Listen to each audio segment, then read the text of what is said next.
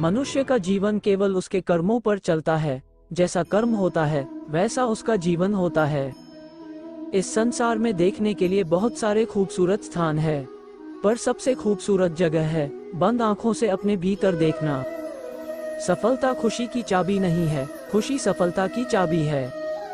आप जो कर रहे हैं उससे अगर आप प्यार करते हैं तो आप जरूर सफल होंगे। बीता हुआ कल जीवन को समझने का एक अच्छा मौका है और आने वाला कल जीवन को जीने का एक दूसरा मौका। अनुमान मन की कल्पना है और अनुभव जिंदगी का सबक है। सच्ची खुशी तभी होती है जब आपकी सोच, कथन और कर्म में समानता हो। जैसे तेल समाप्त हो जाने पर दीपक बुझ जाता है, उसी प्रकार कर्म के क्षीण हो जाने पर भाग्य भी नष्ट हो जाता है। जब मेहनत करने के बाद भी सपने पूरे नहीं होते तो रास्ता बदलिए, सिद्धांत नहीं, क्योंकि पेड़ भी हमेशा पत्ते बदलता है, जड़ नहीं। मौन सबसे अच्छा उत्तर है किसी ऐसे व्यक्ति के लिए जो आपके शब्दों को महत्व नहीं देता। मनुष्य जन्म लेता है तो उसके पास सांसें तो होती हैं, पर कोई नाम नहीं होता। जब मृत्यु होती है तो उसके पास नाम तो होता है पर सांसें नहीं होती। इसी सांस और नाम के बीच की यात्रा को जीवन कहते हैं। न किसी के अभाव में जियो, न किसी के प्रभाव में जियो।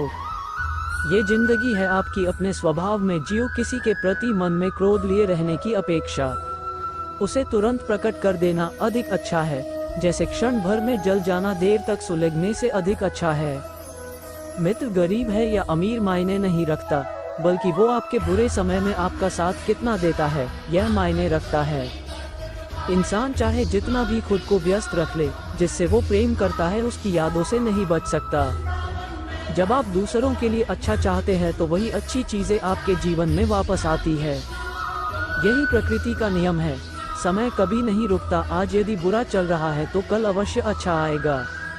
आप केवल निस्वार्थ भाव से कर्म कीजिए और वही आपके हाथ में है। जिस व्यक्ति के विचार मैले हैं, जो लापरवाह है और धोखे से भरा हुआ है, कोई कुछ भी बोला, स्वर्ण को शांत को रखो, धूप कितनी ही तेज हो समुद्र सूखा नहीं करते। मनुष्य हमेशा अपने भाग्य को कोसता है, ये जानते हुए भी कि भाग्य से भी ऊंचा उसका कर्म है जो उसके स्वयं के हाथों में है। एक समझदार व्यक्ति वही है जो दूसरों को देखकर उनकी विशेषताओं से सीखता है, उनसे तुलना और ईर्ष्या नहीं करता। शस्त्र केवल शरीर को घायल कर देते हैं, किंतु शब्द आत्मा को भी घायल कर देते हैं। दुनिया में केवल माता और पिता ही ऐसे इंसान हैं जो चाहते हैं कि हमारे बच्चे हमसे भी ज्यादा कामयाब हो।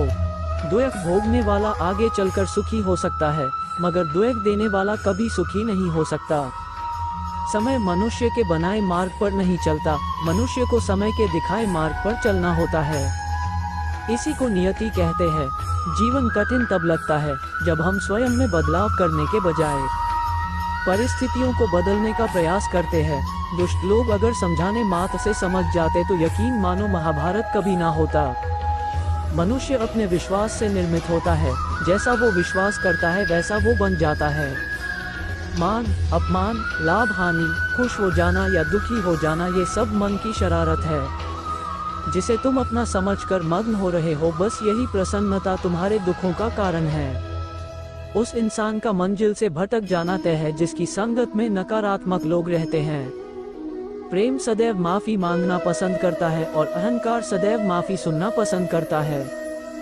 सिर्फ दिखावे के लिए अच्छा मत बनो। मैं आपको बाहर से नहीं बल्कि भीतर से जानता हूँ। जो इस लोक में अपने काम की सफलता की कामना रखते हैं वे देवताओं का पूजन करें। व्यक्ति जो चाहे बन सकता है यदि विश्वास के साथ इच्छित वस्तु पर लगातार चिंतन करें। शब्द उतने ही बाहर निकालने चाहिए जिन्हें वापस भी लेना पड़े तो खुद को तकलीफ ना हो। परायों को अपना बनाना उतना मुश्किल नहीं जितना अपनों को अपना बनाए रखना होता है। इंसान की सोच ही उसकी सबसे बड़ी पहचान है, वरना दुनिया में एक नाम के अनेक इंसान हैं। बहुत विनम्रता चाहिए रिश्तों को निभाने के लिए। छल कपट से तो सिर्फ महाभारत रची जाती है। यदि आप किसी के साथ मित्रता नहीं कर सकते हैं तो उसके साथ शत्रुता भी नहीं करना चाहिए। मनुष्य का जीवन केवल उसके कर्मों पर चलता है। जैसा कर्म होता है वैसा उसका जीवन होता है। मन अशांत हो तो उसे नियंत्रित करना कठिन है, लेकिन अभ्यास से इसे वश में किया जा सकता है। दिव्यता केवल शक्तिशाली होने में नहीं, बल्कि वास्तविक दिव्यता दूसरों में शक्ति जागृत करने में है। मन की गतिविधियों, होश, श्वास और भावनाओं के माध्यम से भगवान की शक्ति सदा तुम्हारे साथ है। जीवन में वाणी को संयम में रखना अनिवार्य है, क्योंकि वाणी से दिए हुए घाव कभी भरे नहीं जा सकते। जब हम स्वयं जीवन के शिल्पकार हैं, तो चलो हम अपनी मुश्किलों को हराते हैं, जीवन में मुस्कुराते हैं। एक बार माफ करके अच्छे बन जाओ, पर दोबारा उसी इंसान पर भरोसा करके बेवकूफ कभी ना बनो। न हार चाहिए, ना जीत चाहिए। जीवन में अच्छी सफलता के लिए परिवार और कुछ मित्र का साथ चाहिए। रिश्तों को निभाने के लिए वक्त निकालिए, कहीं ऐसा न हो जब आपके पास वक्त हो तो रिश्ता ही न बचे। वो जो इस ज्ञान में विश्वास नहीं रखते, मुझे प्राप्त किए बिना जन्म और मृत्यु के चक्र का अनुगमन करते हैं। लोग आपके अपमान के बारे में हमेशा बात करेंगे। सम्मानित व्यक्ति के लिए अपमान मृत्यु से भी बदतर है।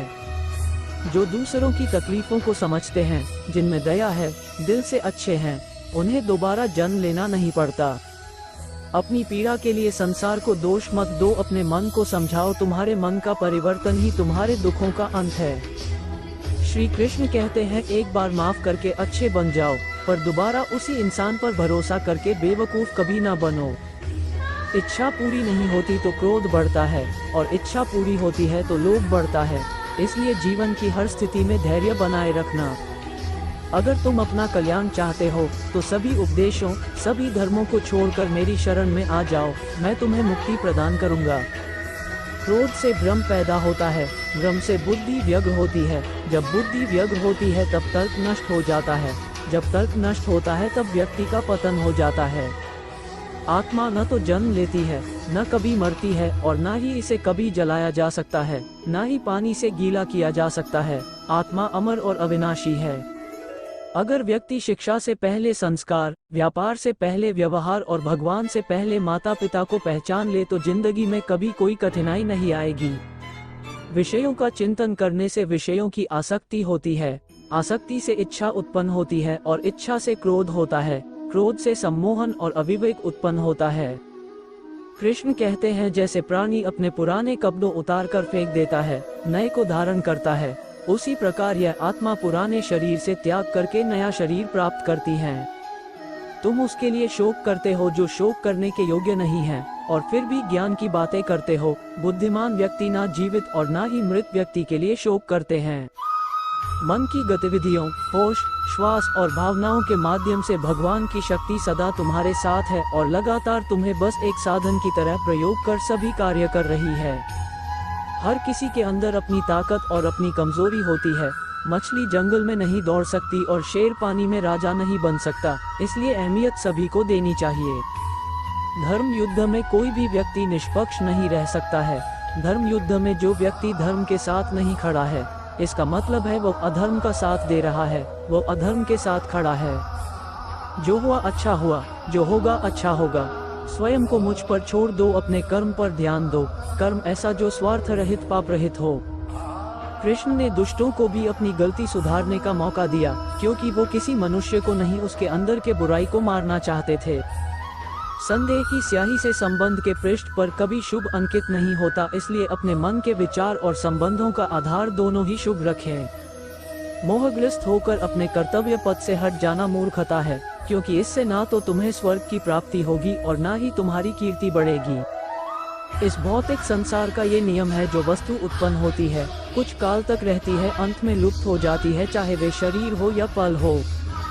यदि कोई व्यक्ति प्रेम से, भक्ति से पुष्प, फल, जल भी मुझ पर चढ़ा दे तो उसी भाव से उसे स्वीकार करता हूँ, वह मेरा प्रिय भक्त होता है। उससे मत डरो जो वास्तविक नहीं है, ना कभी था ना कभी होगा। जो वास्तविक है वो हमेशा था और उसे कभी नष्ट नहीं किया जा सकता।